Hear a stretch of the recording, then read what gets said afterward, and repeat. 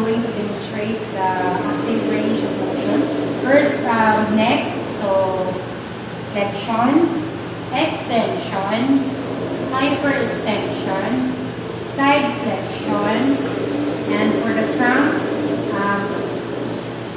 flexion, extension, and for the upper extremities, side extension, and for the shoulder, abduction, forward flexion, internal rotation, external rotation. And for the elbow, flexion, extension.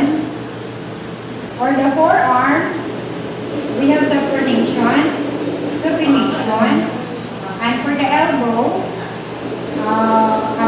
rest. And for the rest,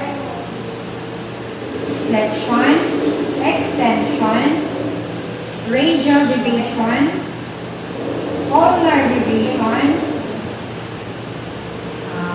pronation, supination, and for the fingers, we have flexion, extension, flexion, extension, flexion, abduction, adduction, abduction, adduction, abduction, adduction, flexion, extension, flexion, flexion, extension, flexion, extension, abduction, adduction, abduction, adduction, opposition, reposition, opposition, reposition. And for the hip, we have flexion, extension, flexion, extension, abduction, adduction, abduction, adduction.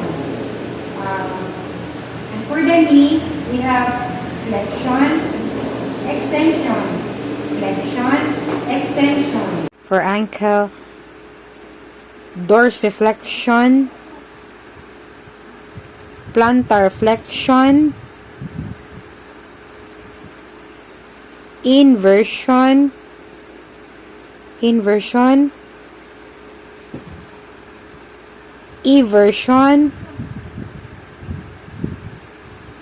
and for the two, flexion, extension,